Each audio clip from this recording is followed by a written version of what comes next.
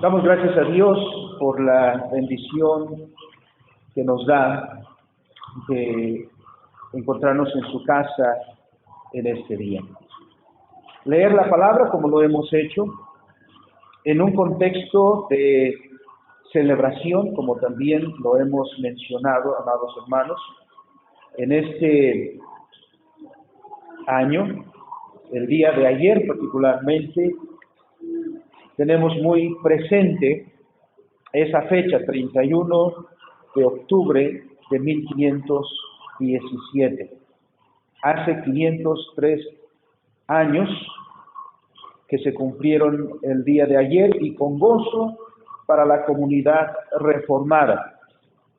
Con gozo porque Dios ha permitido que su palabra siga siendo predicada con fidelidad en muchos lugares, pero también pertenecer a una venerable tradición, como dice el doctor Speinman, también revierte un compromiso para la iglesia. Primero, es una alegría recordar de todos aquellos eventos que trajeron alegría al mundo cuando se volvió a poner a las Escrituras delante del pueblo de Dios para que conociera la voluntad del Dios a quien invocaba. Pero también nos indica lo que las Escrituras piden de nosotros para enseñarnos a vivir cristianamente, como lo hemos estado viendo en el estudio de Primera de Corintios, en todos los aspectos de nuestra vida. Así que esta celebración la llevamos a cabo el día de ayer. En muchos lugares se está celebrando, las iglesias presbiterianas, las iglesias reformadas, no como hubiéramos querido celebrarlas, ¿no? Con gozo, con muchas actividades, porque bajo las circunstancias en que nos encontramos no es posible. Pero eso no significa que guardemos silencio. Es muy importante recordar esta fecha. Lamentablemente, aún muchos cristianos reformados y presbiterianos tienen más presente la fiesta del Halloween y mucho más presente y quizá anhelen más disfrazarse de catrinas y de todas estas cosas, más que recordar hechos históricos maravillosos que hablan de la gracia de Dios. En el contexto nuestro, quizá muchos más estén pensando en el día de hoy, el día de mañana, la celebración del Día de los Muertos. Y quizá más bien estén pensando en ir a pedir calaverita, y lamentablemente muchos cristianos hacen eso, algo que no debería ser práctica nuestra, algo que deberíamos nosotros rechazar, puesto que no es una celebración cristiana.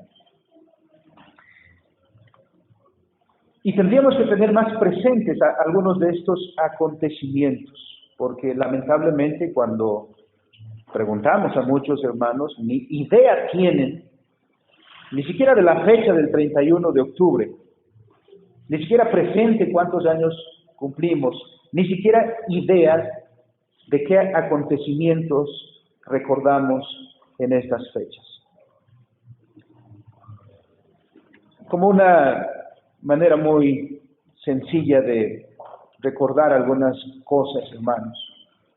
El 31 de octubre de 1517 marca el día en que un monje agustino llamado Martín Lutero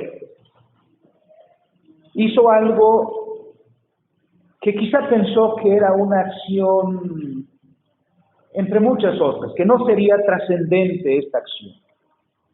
escribió 95 tesis o declaraciones. Un documento que lo escribió ni siquiera en el idioma del pueblo, de manera que era un documento que no podían leer todos los ciudadanos de Wittenberg, sino lo escribió en latín, un idioma que era solamente conocido por los intelectuales, por los teólogos, por los universitarios. Así que ellos serían los únicos que podían entender esos documentos. Pero alguien que entendió esos documentos, que leyó esos documentos, o esas 95 tesis, se dio cuenta de lo importante que eran, y no sabemos quién, como hay muchos eventos en la historia que han sucedido y no conocemos a los protagonistas porque han pasado sin ser conocidos. No sabemos quién tradujo ese documento, no sabemos quién tomó el documento, lo tradujo al alemán para que todo el mundo pudiera leerlo. La cosa es que alguien lo hizo y esas tesis corrieron por toda Europa y trajeron un despertar en el pueblo europeo del siglo XVI. Esas declaraciones hablaban en contra de la venta de indulgencias. Bueno, ni siquiera en contra absoluta de las indulgencias, sino para corregir muchos errores que al respecto se tenían. En aquel entonces las indulgencias, que eran documentos firmados por el Papa, en el cual al que los compraba se le otorgaba perdón de sus pecados, y las personas incluso podían comprar indulgencias para sus familiares, para sus seres queridos que ya habían muerto, y se las aseguraba por medio de esas indulgencias que su estadía en el purgatorio sería menor, ¿no? Entonces mucha gente compraba esas indulgencias queriendo el camino más fácil, ¿no? El hombre siempre quiere el camino más fácil a lo que sea. Siempre buscamos el camino más fácil. Bueno, pues ese era el camino más fácil a la salvación. Así que la gente los compraba con avidez. El Papa León X es el que estaba vendiendo estas indulgencias para recaudar dinero, para recaudar fondos y seguir la construcción de lo que hoy es el Vaticano y todos los edificios que están ahí, que ya habían comenzado a construirse incluso antes.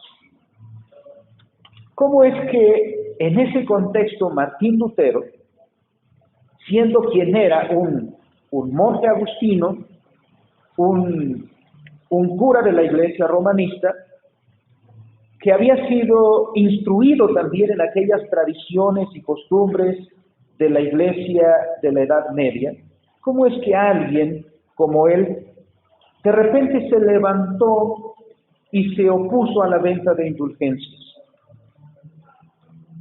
Lutero era un clérigo, como todos los demás. Y como la gran mayoría, todos vamos en la misma dirección, algunos por convicción, otros nada más por seguir a la multitud. Pero Lutero tenía una inquietud muy grande en su corazón. Le preocupaba mucho su salvación. Y le había sido enseñado que la salvación se gana por las obras. Así que Lutero hacía todo lo que podía para asegurarse la salvación. Se confesaba con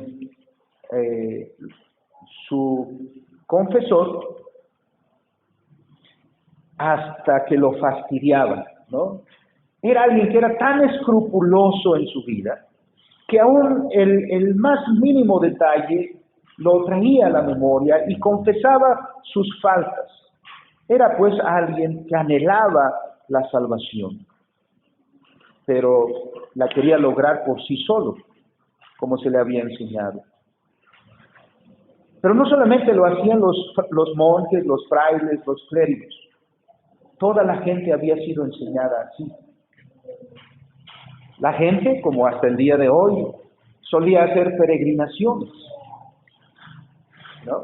Incluso en nuestro país escuchamos peregrinaciones por doquier. La gente va en peregrinación a Chalma, la gente va en peregrinación a Tila, la gente va en peregrinación a la villa, etc. La gente iba a esos lugares santos, donde había reliquias de personajes que se consideraban habían sido santos, y que al visitar estos lugares ellos mismos podían obtener algunos beneficios para su salvación. Estas cosas, que no quiero abundar, hermanos, pues son muchísimas, pero todas estas sinnúmero de cosas que la iglesia romanista había enseñado durante mucho tiempo, eran desconocidos en los tiempos apostólicos. Ni Pablo, ni el apóstol Pedro, ni Mateo, ni Lucas, ni ninguno de los creyentes del primer siglo conocieron ninguna de estas cosas, como la adoración a los santos, las oraciones por los muertos. Ninguno de ellos conocieron 7 sacramentos, sino solamente 2. No conocieron acerca del purgatorio, etc. Cosas que eran muy comunes para la iglesia del siglo XVI y de todos los siglos previos durante la Edad Media. El doctor Becca Kuyper, en su libro de La Iglesia en la Historia, nos dice que fue más o menos a finales del 1512 que Lutero estaba en su celda. No es que estaba en la cárcel, sino estaba en su, era su habitación, ¿no? Su cuartito en el monasterio. Todos los monjes tenían eso. Y él estaba en su celda y estaba con su Biblia abierta ante él. Había comenzado a estudiar la carta del apóstol Pablo a los romanos, y bueno, así comenzando desde el versículo 1, avanzó y llegó al versículo 17, donde leyó lo que todos ustedes ya saben. ¿Qué dice el versículo 17 de Romanos 1?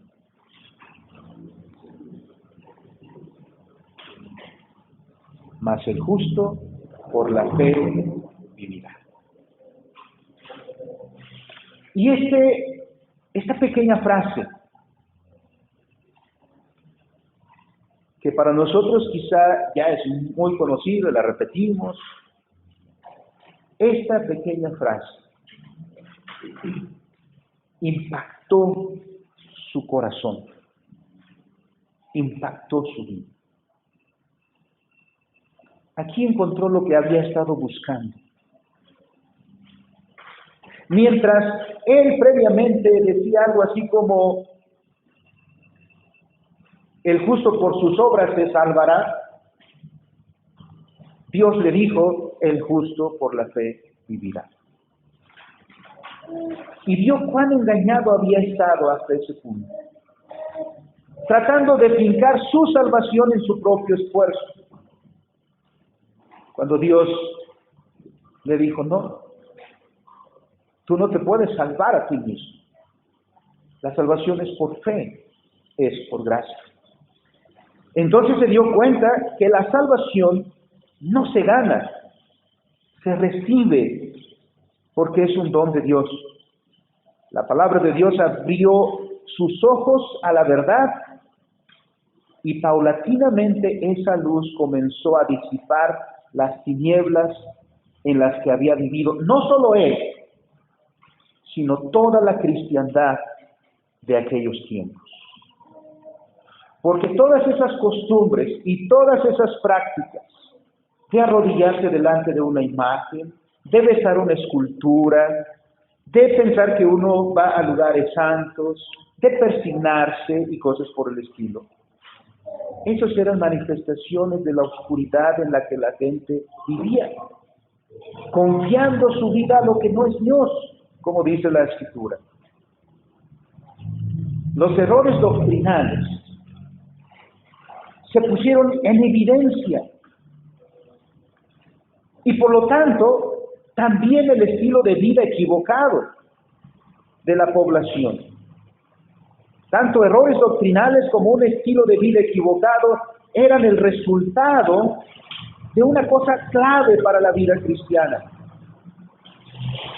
Era el haber abandonado las Escrituras, del haber abandonado la palabra de Dios. El cristianismo que expresa una cristiandad que no lee las Escrituras no es un cristianismo bíblico, sino solamente una serie de costumbres y tradiciones que nada tienen que ver con la palabra de Dios.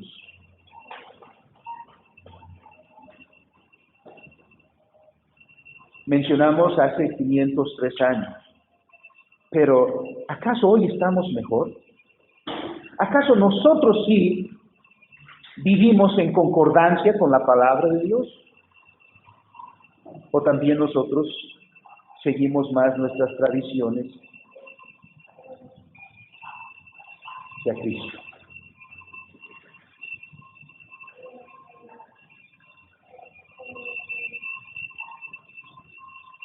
Aunque hoy celebramos 503 años de estos acontecimientos allá en Wittenberg, Alemania, el 31 de octubre de 1517, no significa que estos son problemas del pasado. También hoy pudiéramos estar viviendo un cristianismo conformado más bien por meras tradiciones. Quizá las nuestras no sean tradiciones romanistas, pero nuestras tradiciones pueden ser tradiciones presbiterianas. Tradiciones y costumbres que a lo largo de los años hemos venido acumulando y no vivimos más por las verdades eternas de la palabra de Dios. El verdadero pueblo cristiano, el verdadero pueblo de Dios, hermanos, es el pueblo de la palabra de Dios. Por eso hubo un lema en la Reforma, y un lema que identifica a los reformados en todo el mundo y a lo largo de la historia de los últimos 500 años. Sola Escritura. Es una frase en latín, porque el latín era el idioma de la teología de aquellos años. Sola Escritura, que quiere decir solo la Escritura. Este principio es fundamental para el verdadero cristianismo, para la verdadera iglesia de Jesucristo. La iglesia atesora y debe atesorar la palabra de Dios. Este es el más grande tesoro que tiene. No estoy desplazando al Señor Jesucristo, por supuesto, pero es que en la Escritura se nos revela el Señor Jesucristo. ¿O no dijo el Señor Jesucristo, queréis saber quién soy yo? A la ley y al testimonio. Vayan a las Escrituras, porque ellas son las que dan testimonio de mí. Lo que leemos en Oseas capítulo 4, hermanos, es precisamente un episodio triste que no solamente se circunscribe al tiempo de Oseas y del pueblo de Dios en aquel entonces, sino que puede repetirse muchas veces, y se ha repetido muchas veces a lo largo de la historia. Dios entra en controversia con su pueblo, con sus hijos. ¿Cómo es que Dios entra en controversia con sus hijos, con su pueblo?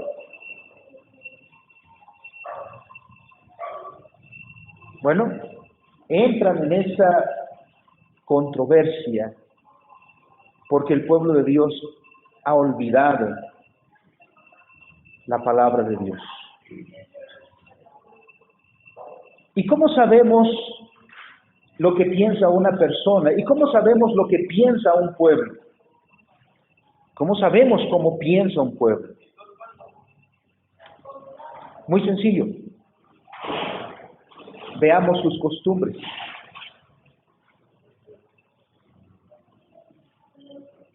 esas son muy visibles. Lo que una gente piensa, digamos, las ideas no se ven. ¿No? Uno puede estar muy tranquilo, por ejemplo, y puede estar pensando en muchas cosas. No sabemos qué está pensando una persona, ¿no? Solamente vemos a alguien sentado en un gesto de concentración, de reflexión, y decimos, algo está pensando, ¿no? Y a veces incluso nos acercamos con cierta confianza y decimos, oye, ¿en qué estás pensando? ¿Qué te preocupa? La cosa es que no podemos entrar nosotros en su cabeza y conocer esas ideas, esos pensamientos que ahí están. Pero lo que sí podemos ver es las acciones de esa persona, y las acciones de una persona expresan lo que piensa. ¿Cómo se da cuenta que una persona está triste? Por su gesto, ¿no? Es muy evidente. Pero también se da cuenta cuando usted le invita a un helado, por ejemplo, y de ese que le encanta, y se lo rechaza. Usted se extraña inmediatamente porque dice, no, esto no es normal, no me rechazaría un helado, si le encanta. Algo no está bien. Entonces, detectamos que en su interior están pasando algunas cosas. Y lo mismo sucede en cualquier cultura, en una sociedad. ¿Cómo sabemos que una sociedad no está bien? Veamos lo que hace, los acontecimientos. Dios tiene una controversia con su pueblo, con su pueblo. Y dice cosas muy interesantes aquí que deben servirnos también para nosotros.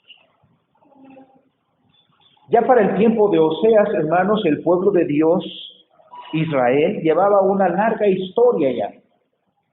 Israel no era nuevo. Toda aquella historia del Éxodo había quedado ya atrás, muchos años antes, muchos siglos antes. El periodo de Josué, el periodo de los jueces, de los primeros reyes, era ya una historia de mucho tiempo. Pero llega este episodio, como muchos otros en la historia, y que nos llaman la atención,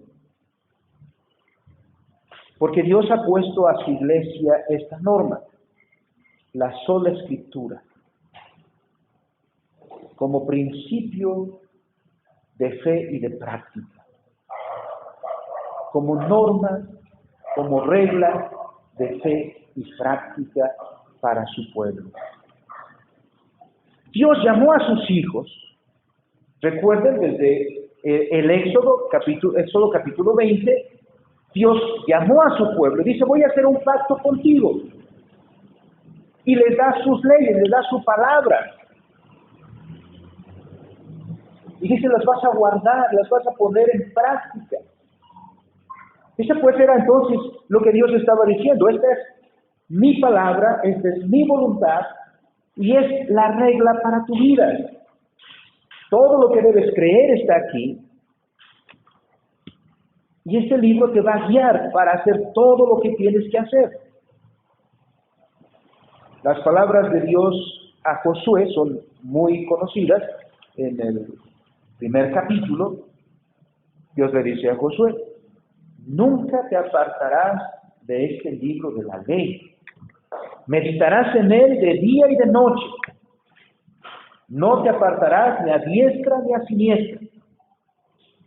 Meditarás en él y harás todo lo que yo te mando. Y si guardas esto, todo te saldrá bien. Esas son las palabras también del Salmo 1, donde dice, bienaventurado el varón que no anduvo en consejo de malos, ni en camino de pecadores, ni en silla de escarnecedores se ha sentado, sino que en la ley de Jehová medita de día y de noche. Tal persona será como un árbol plantado junto a corrientes de aguas, que da su fruto en su tiempo, y todo lo que hace prosperará. Hermanos, si vamos a lo largo de la Escritura, vamos a encontrar que Dios insistentemente está diciendo que su palabra es fundamental para su pueblo.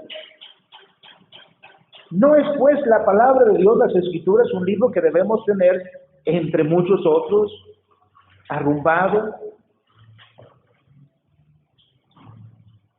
sino es para fundamentar nuestra vida.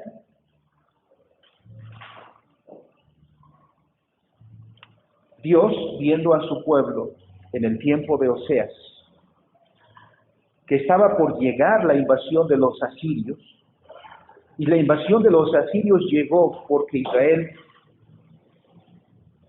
pecó contra Jehová, y Jehová trajo un juicio sobre ellos. Entonces Dios le dice a Oseas que se dirija a Israel con estas palabras, que quiero en esta hora, hermanos, mencionar de manera muy insistente, porque esto es lo que hace a la iglesia, verdadera iglesia del Señor Jesucristo. Jehová reúne a los suyos, y dice la palabra: oíd palabra de Jehová, hijos de Israel, porque Jehová contiende con los moradores de la tierra. Israel podría sorprenderse aquí. No, ¿cómo es que nos ama? Dios dice que nos ama, que Dios es misericordioso, y de repente Dios le dice: a ver, Israel, ven acá, porque voy a contender contra ustedes. Nosotros decimos: ¿por qué?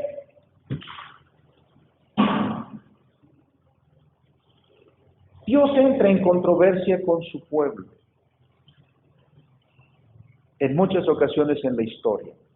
En el siglo XVI, Dios entró en controversia con su pueblo, con la cristiandad del siglo XVI, con los moradores de la tierra. Aquí el profeta usa la imagen de un juzgado, donde el Señor convoca a Israel en los términos del pacto y hace cargos contra él. Dios presenta cargos contra los israelitas.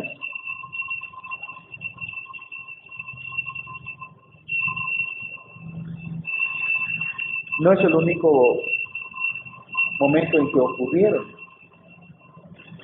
También sucedió en el tiempo de Josías, Segunda de Reyes, capítulo 22. Pero tampoco fue el único momento. Se repitió en muchas ocasiones en el libro de los Jueces. Imagínense que llega a decir el libro de los Jueces, en muchos momentos describe a Israel diciendo: y cada uno hacía lo que bien le parecía. Dios no nos ha llamado a ser su pueblo para que después cada uno de nosotros haga lo que bien le parece. No, Dios nos llamó para ser su pueblo y nos dio sus leyes, y nos dice como a Josué: en este libro meditarás de día y de noche, no te apartarás ni a diestra ni a siniestra, harás todo lo que está escrito. Y cuando hayas hecho todo lo que está escrito, todo te irá bien. Por eso es que en muchos momentos Dios entra en controversia con su pueblo, porque su pueblo no está haciendo lo que el pacto dice, porque su pueblo no está viviendo en conformidad a la palabra de Dios. Por eso decía hace un momento que es extraño a los cristianos el celebrar el Día de los Muertos.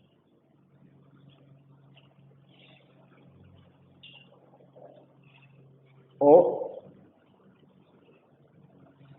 justifique el que celebra el Día de los Muertos, justifique eso con la palabra de Dios. Y va a encontrar que no hay.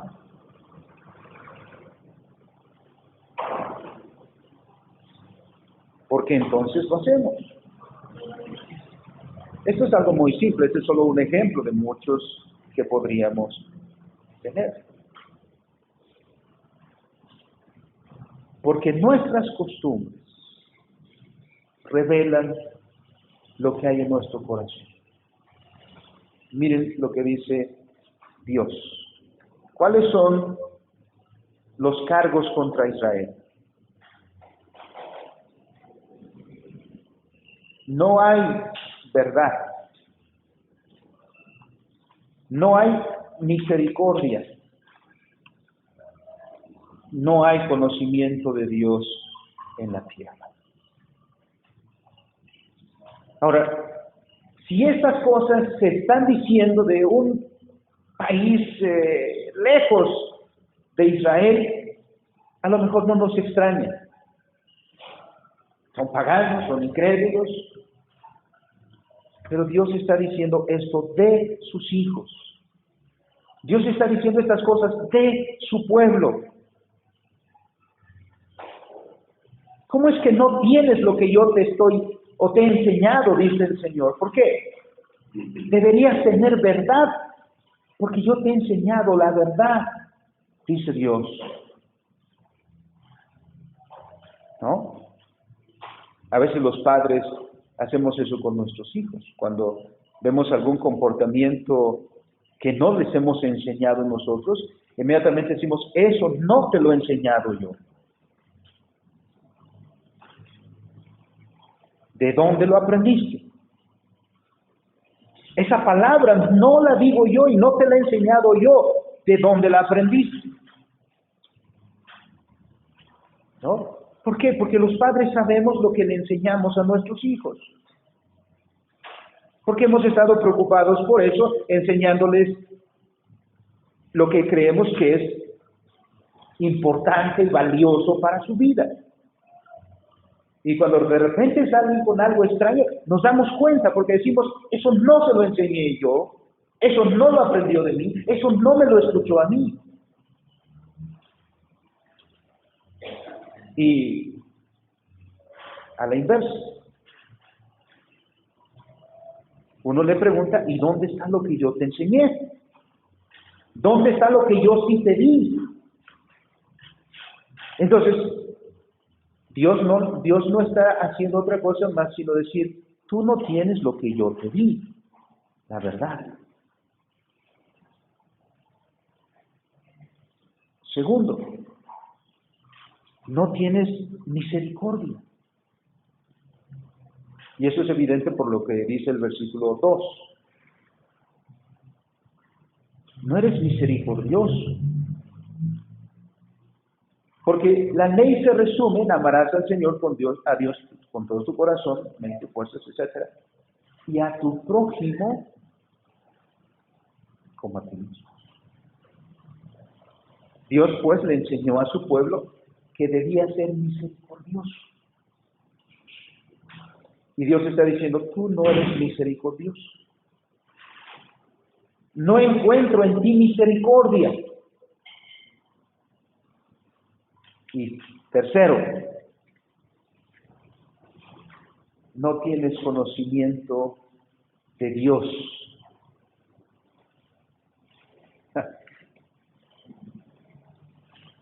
¿Cómo no si hice mi profesión de fe? ¿Cómo no si estudié el catecismo? ¿Cómo no si ya estoy bautizado? Dios dice, no conoces a Dios. No tienes conocimiento. Y esto sucedió en el siglo XVI con la iglesia romanista. Ese pueblo que se postraba ante imágenes, ese pueblo que hacía peregrinaciones para visitar reliquias y besar esas reliquias, al hacer eso manifestaba que no conocía a Dios. Igual que hoy en día cualquier cristiano y las comunidades cristianas que hacen lo contrario a lo que la Escritura dice, están manifestando que no conocen a Dios. Aunque hayan sido bautizados, aunque hayan hecho su profesión de fe, aunque hayan estudiado el catecismo, porque el conocimiento no es un conocimiento conceptual, es un conocimiento experiencial.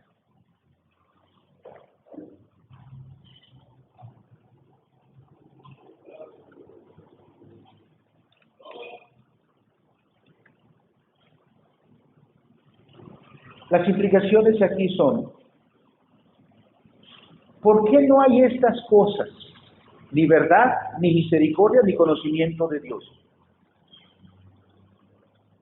Estas cosas no son tan palpables en primera instancia quizá, ¿no?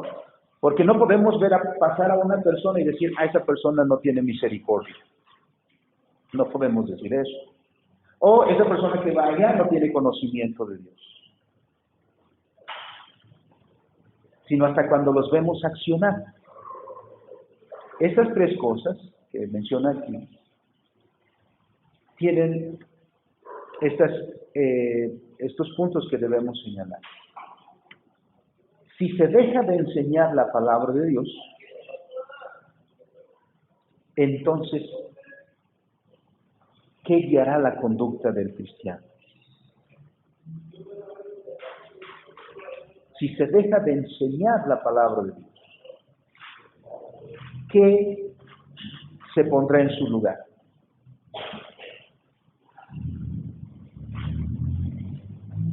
Nada, no, eso no es posible. Algo se tiene que poner. Donde no se enseña la verdad, no se puede esperar una acción en conformidad a la verdad. Por ejemplo, si tú no le enseñas, padre de familia, si tú no le enseñas a tu hijo a respetar, no puedes esperar que tu hijo respete a los demás. No puedes esperar que haga algo que tú no le enseñaste. Lo mismo, si el pueblo no es enseñado en la palabra de Dios, entonces ¿cómo se puede esperar que el pueblo de Dios actúe cumpliendo la voluntad de Dios? No se puede. Y por eso el primero de todos los males fue el abandono de la palabra de Dios. Donde no hay verdad, no hay un principio que dirija nuestra existencia, no hay un principio objetivo que dirija nuestra existencia. Conforme a la palabra de Dios podemos apelar a un principio, ¿no? La Escritura nos dice qué es bueno y qué es malo, qué está bien y qué está mal. Cuando alguien pregunta, ¿y por qué eso está mal? Porque Dios lo dice. Apelamos a la palabra de Dios. Pero cuando se olvida eso, ¿cómo se define qué es bueno y qué es malo? Lo que está pasando actualmente. Cada uno hace lo que bien le parece. Cada uno tiene su propia verdad. Cada uno vive según lo que le parece que es bueno.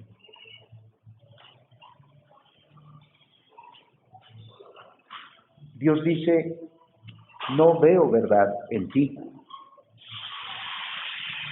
Segundo, no hay misericordia. El amor al prójimo, cuando se aparta de la ley, el amor al prójimo deja de ser. Puesto que si no hay una verdad más allá de nosotros, entonces caemos en lo que se llama el relativismo, que consiste en decir que cada uno tiene su propia verdad. Y entonces surge el individualismo. Cada uno para su propio santo, lo cual caracteriza a la sociedad en la cual vivimos hoy.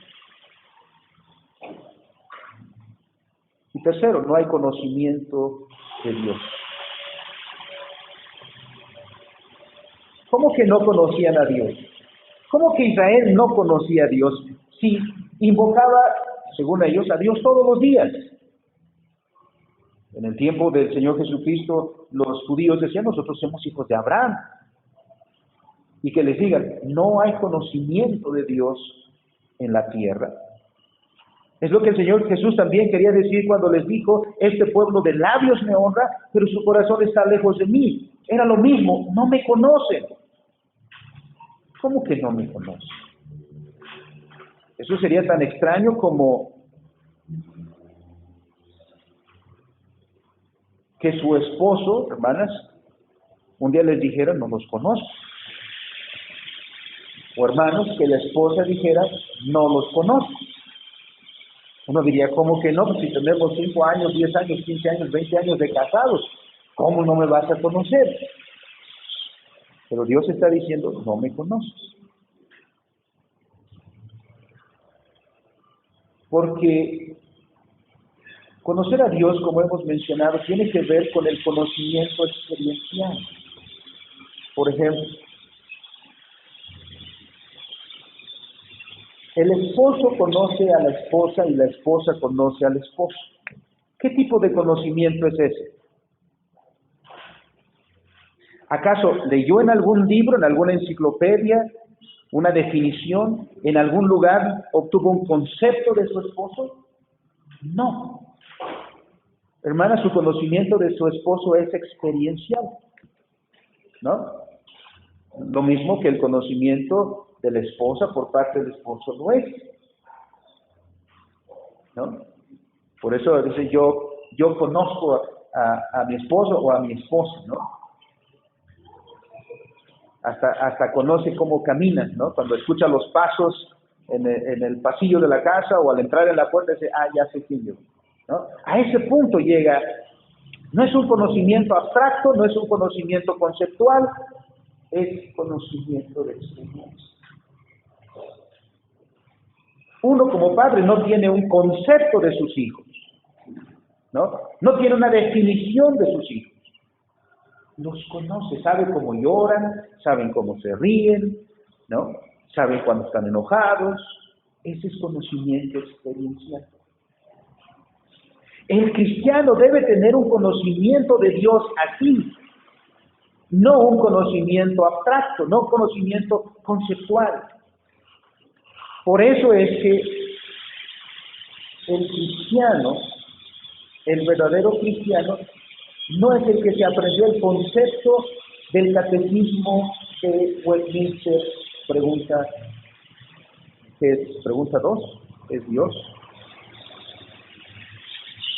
No, sino el que en su corazón ha llegado a conocer a Dios. Entonces, cuando Dios le dice a Israel, no encuentro en ti conocimiento de Dios, es un golpe duro para Israel. Porque conocer a Dios es temer a Dios, y temer a Dios es amar a Dios, y amar a Dios es guardar sus mandamientos.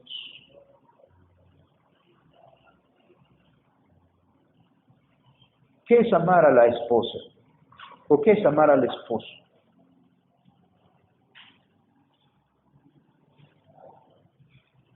Es darle un abrazo, darle un beso, tomarse de la mano. Ese es conocimiento. Ese es amor. No es un concepto, no es una idea abstracta, es experiencia. Eso es también amar a Dios. Amar a Dios no es una idea abstracta, amar a Dios es caminar con Él, amar a Dios es hablar con Él, amar a Dios es obedecerle a Él. Y Dios dice, no estoy viendo eso. Claro, porque nadie puede tener conocimiento de Dios si no lee su palabra. Claro, nadie conoce a Dios si no pone atención en lo que Dios dice. Claro, usted no conoce a su esposo si no le presta atención. Y viceversa. Claro, usted no conoce a sus hijos si no los ve. Y los trata. y habla con ellos y juega con ellos. Si no hace eso, no conoce a sus hijos.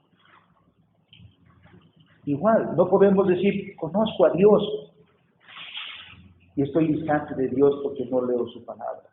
Sola Escritura es que solamente podemos conocer a Dios en Cristo como se revela en las Escrituras.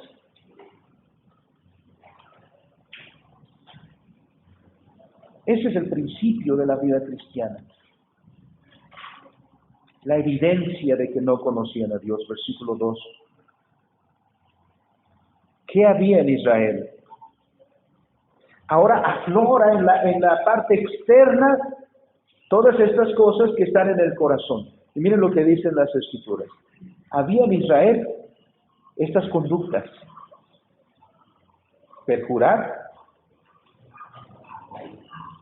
mentir, matar, hurtar y adulterar.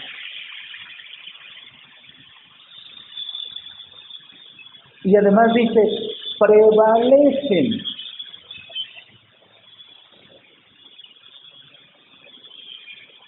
Es decir, hay muchos. Y homicidio tras homicidio se sucede. Esta es una figura de lenguaje aquí que quiere decir que todos los mandamientos de Dios son quebrantados. Que la ley de Dios es quebrantada. ¿Dónde están los 10 mandamientos? Toda esta conducta va contra los 10 mandamientos. ¿Dónde están guardando el pacto? No están guardando el pacto. Miren cómo Dios no está diciendo, no hay conocimiento de Dios, es que no van al culto, es que no dan su ofrenda, es que no van a la escuela dominical, etcétera. No, está diciendo su vida, porque el perjurar, ese es como un término legal, ¿no? Miren lo que hacen. Juran en falso.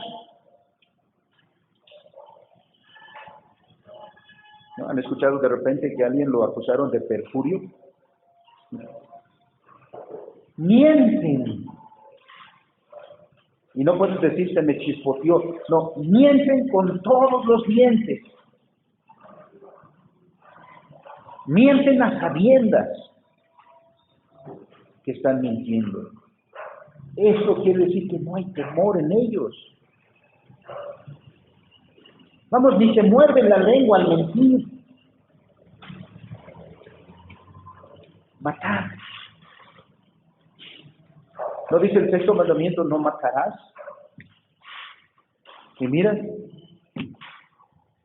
los que dicen amar a Dios, matan, roban, adulteran.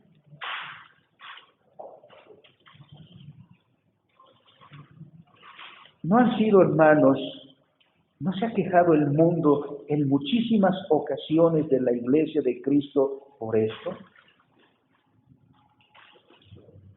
Porque los cristianos han matado, hurtado, mentido, perjurado, etc.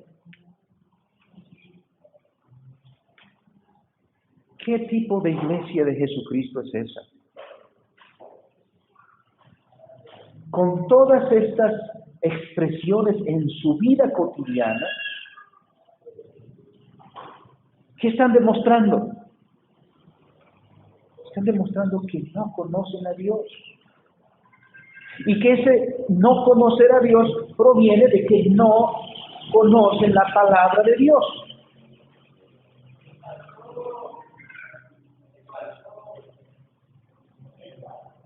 Nunca podemos esperar una iglesia fuerte, un cristiano firme, a menos que leas la palabra de Dios.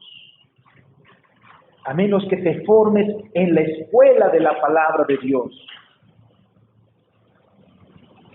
Si lo que escuchas, hermano, hoy, lo olvidas al salir, ¿qué provecho tiene?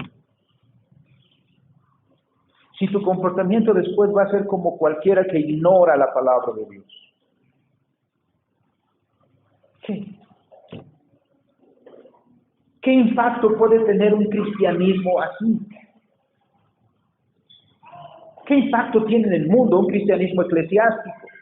Un cristianismo que se practica dentro de 4 paredes, pero no en el mundo. Un cristianismo, una comunidad cristiana que no impacta al mundo, que se circunscribe a 4 paredes, no está manifestando su conocimiento de Dios. O bien, no lo tiene.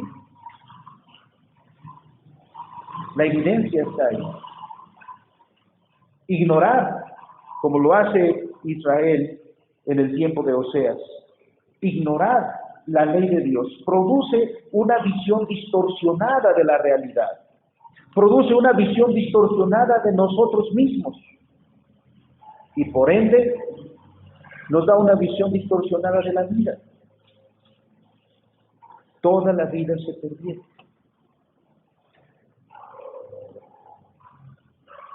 Toda la vida se distorsiona. Necesitamos regresar a la sola Escritura, hermanos. Porque la sola Escritura es nuestra única norma de fe y vida, de fe y práctica. Si hemos descuidado la palabra de Dios, si hemos descuidado la devoción personal, ¿qué frutos vamos a dar? El riesgo que estamos corriendo es que así como Dios entró en controversia con Israel en el tiempo de Oseas, Dios entra en controversia con nosotros hoy. Y Dios, como si se tratara de un tribunal, presente cargos contra nosotros, que nos decimos su pueblo, pero que quizá hemos quebrantado el pacto, desatendiendo su palabra y faltando entre nosotros los frutos que Dios espera de su pueblo. El versículo 6 dice: mi pueblo fue destruido porque le faltó conocimiento.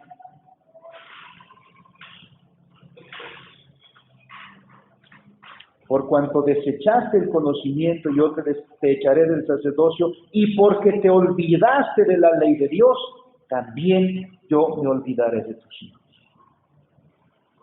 Duras palabras del Señor. Cuando la iglesia, en el tiempo de Oseas, cuando los israelitas se olvidaron de la palabra de Dios, vino la destrucción. Vinieron los asirios y se los llevaron. Cuando Judá olvidó la palabra de Dios, vino Nabucodonosor y se los llevó. El juicio de Dios vino sobre sus hijos, por haber olvidado a la palabra de Dios. Y porque habiendo olvidado la palabra de Dios, toda su vida se distorsionó. Y donde Dios dice, no matarás, mataban. Y donde Dios decía, no hurtarás, hurtaban. Y cuando Dios decía, no dirás falso testimonio, decían falso testimonio. Concluyendo, hermanos, debemos pensar en nosotros, en nuestra generación y en nuestros hijos. Porque la sentencia está, dice en el versículo 14, por tanto, el pueblo sin entendimiento caerá. Y eso es algo seguro. El pueblo sin entendimiento caerá.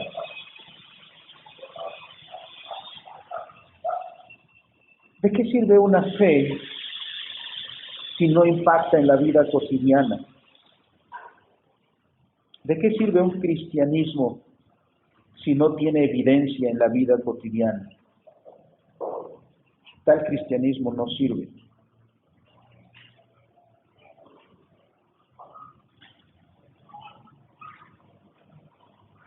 Dios, en su misericordia,